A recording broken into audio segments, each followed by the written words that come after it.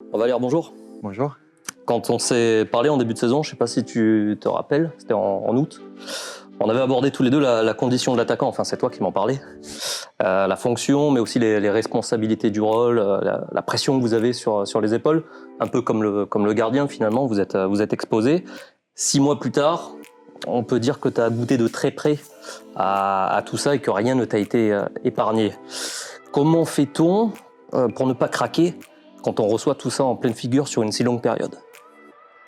Oui, déjà, on sait que, comme vous l'avez dit, les postes de gardien, même de défenseur ou d'attaquant, sont les postes les plus visés quand ça va mal.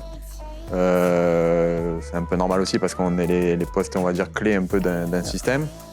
Après, les critiques, il faut les accepter, il faut savoir travailler, continuer à travailler à l'entraînement.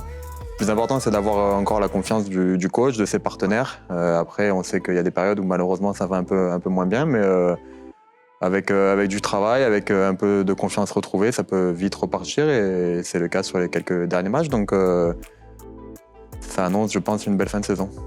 Qu'est-ce qui a été le plus dur pour toi?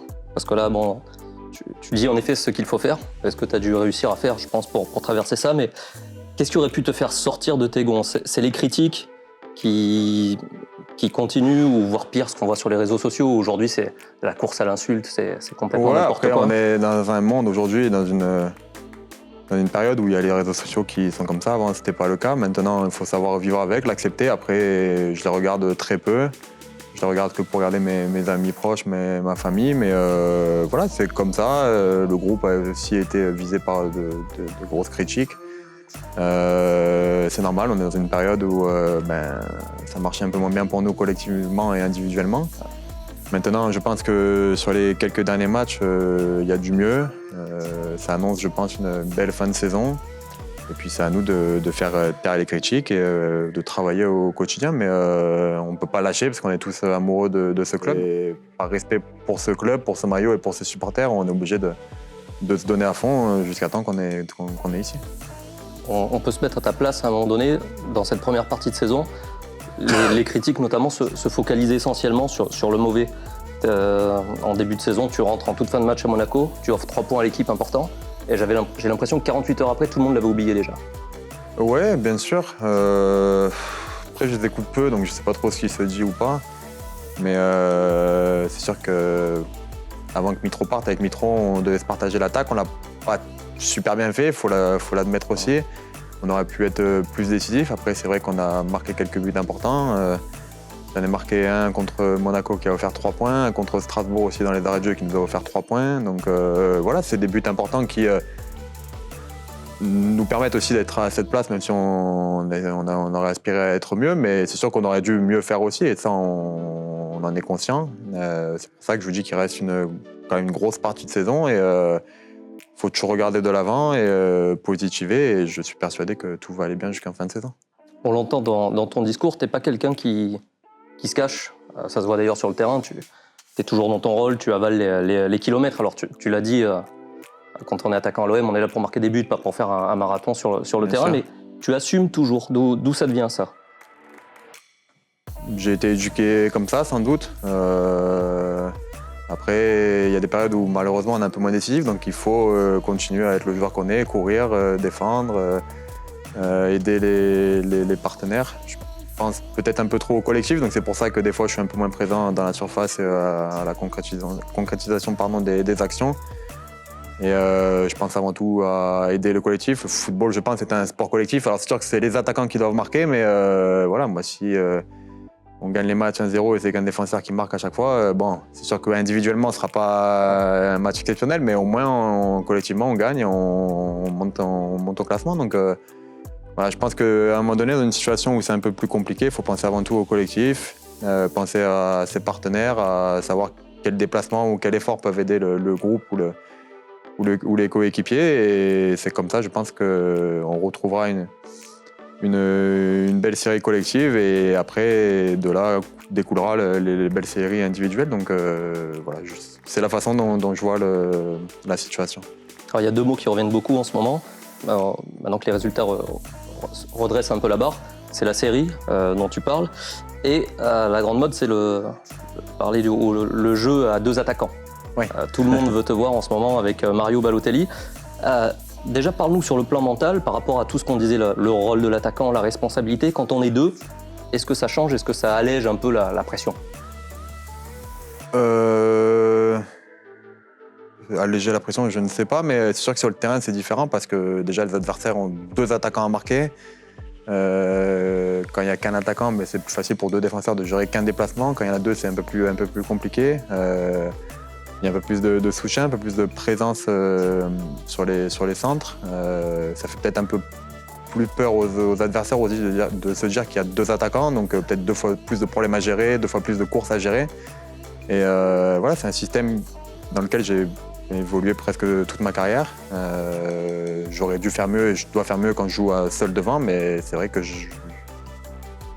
j'apprécie beaucoup ce système à 2 attaquants. C'est là où je me sens le plus libre sur le terrain, notamment avec un joueur par exemple comme Balotelli qui lui est plus aspiré à rester vraiment devant, à attirer les défenseurs. Moi j'aime bien aller dans la largeur, venir chercher le ballon et voilà, c'est là que je m'épanouis le plus. Après je sais que je dois faire mieux quand je suis seul devant, je le redis, mais voilà, on verra jusqu'à la fin de saison. Mais c'est vrai que ce nouveau système peut nous offrir de nouvelles possibilités. Alors tu viens d'y répondre, en grande partie, mais tu es vraiment à l'aise dans ce rôle, tu l'as prouvé partout où tu es passé.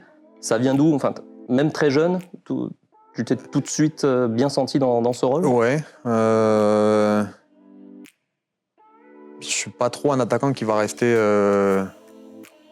dans la surface, qui va être un point d'appui. Déjà, je n'ai pas physiquement la carrure d'un point d'appui, mais j'ai besoin de bouger, de courir, de défendre, de faire des appels sur les côtés, dans la profondeur, de venir toucher le ballon. Et c'est pour ça que de temps en temps, je suis moins présent dans la surface ou à la concrétisation des actions. Et c'est peut-être pour ça que j'ai eu un peu de mal sur les 6 premiers mois à jouer seul devant.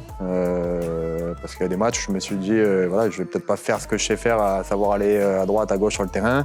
Parce qu'on a besoin quand même d'un mec qui reste dans la surface. Et au final, je restais dans la surface. J'ai pas marqué non plus beaucoup de buts. Et j'étais moins le joueur que j'étais avant, quoi. Dur de chasser le naturel, en fait.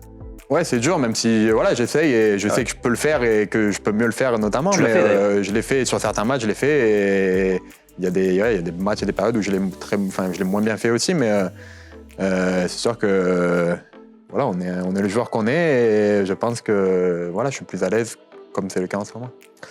Alors tu le sais mieux que moi, ça va très vite à Marseille. Beaucoup, je le disais, te voient comme le complément parfait de Mario. Comment tu le décrirais sur le terrain? Tu as joué avec Falcao. Est-ce qu'on peut les comparer? Est-ce qu'ils ont des points communs? Déjà, c'est 2 très grands joueurs, des joueurs qui pensent beaucoup au but. Mario, on a vu notamment le dernier match que quand il a le ballon, il essaye de suite de se mettre en position de frappe. Voilà, c'est des joueurs qui n'ont pas non plus besoin d'énormément d'occasions pour marquer. Il y a des joueurs aussi comme ça où sur un corner, une déviation, le ballon leur tombe dessus, mais c'est toujours sur eux que le ballon tombe, donc c'est que ça doit être inné aussi, je sais pas, mais ils sont toujours bien placés et c'est le cas de Mario et c'est pour ça qu'il va nous apporter et j'espère qu'on va s'apporter aussi mutuellement. Et comment il est en dehors du terrain? J'ai l'impression qu'il s'est très vite fondu dans votre groupe. Oui, mais après je pense que tout joueur qui vient aujourd'hui à l'Olympique de Marseille va se fondre très rapidement dans le groupe parce qu'on a un groupe qui vit très bien. Il y a beaucoup de bons mecs, on essaye d'intégrer au plus vite les recrues qui viennent d'arriver parce que là en plus pour Mario qui nous a rejoint cet hiver, il n'y a pas une période de préparation, d'adaptation possible parce qu'on est directement dans le vif du sujet et les matchs à enjeu arrivent directement, donc même si on l'a pas fait, on n'a pas voulu faire exprès de l'adapter, mais on l'a adapté naturellement, ça s'est fait comme ça parce que c'est un bon mec, on est des bons mecs, donc comme voilà, on veut tous la même chose, c'est très facile à faire. Alors je m'excuse parce qu'on parle beaucoup de lui depuis qu'il est arrivé. À chaque fois que l'un de vous passe en interview, comment est Mario Balotelli? Oui, c'est normal. J'ai quand même l'impression, au quotidien, quand on vous voit, qu'il y a vraiment un nouveau départ, un nouveau souffle. Il a amené, alors c'est peut-être le hasard, c'est peut-être pas lui, c'est peut-être la période qui veut ça, mais il y a une période de légèreté, il y a plus de légèreté. Vous êtes toujours bien entendu. Peut-être après la réunion aussi avec les supporters qu'on avait faite il y a 2-3 semaines, je crois. Nous a fait du bien aussi à tout le monde, que ce soit eux aux supporters, à nous aussi joueurs. Eux nous ont dit les choses qu'ils ressentaient et qu'ils attendaient de nous. On leur a dit ce qu'on pensait et ce qu'on faisait au quotidien pour retrouver une dynamique positive. Et voilà, je pense que ça les a libérés d'un poids, peut-être nous aussi. Et c'est vrai qu'on se sent un peu plus libérés depuis cette réunion. Après, est-ce que c'est une coïncidence ou pas, mais c'est sûr qu'après, il y a eu les résultats qui ont commencé à enchaîner. L'arrivée de Mario, elle coïncide aussi avec un peu le fait qu'on joue bien, peut-être le système aussi à deux attaquants qui refait qu'on gagne, mais est-ce que ce n'est pas que des coïncidences? Ça, malheureusement, on ne peut pas le savoir, mais ça va mieux, c'est le plus important. Peut-être que tout bout à bout.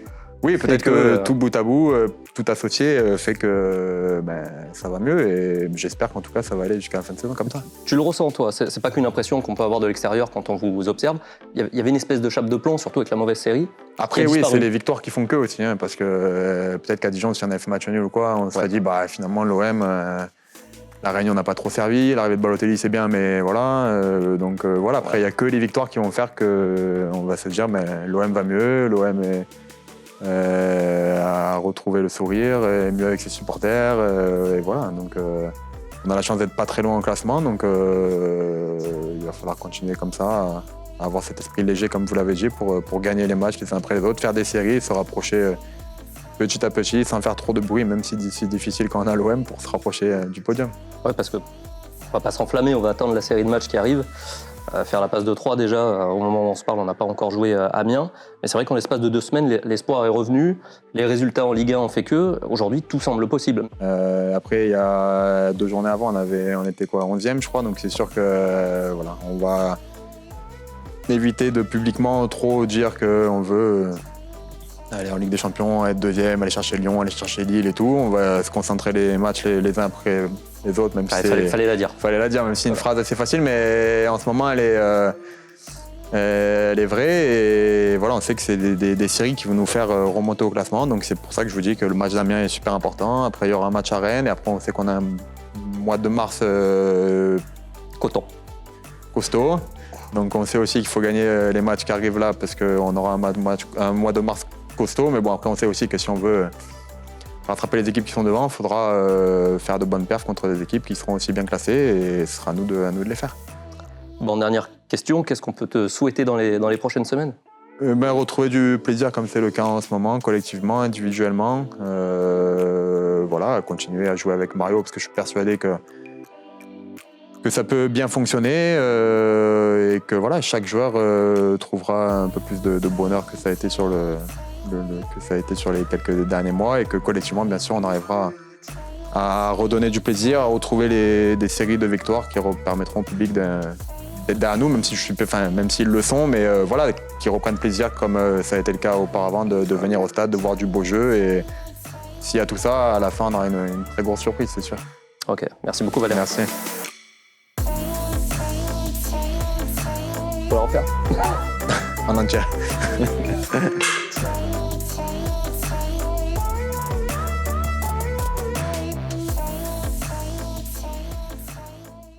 It's Mario Balotelli. You better subscribe. Click here.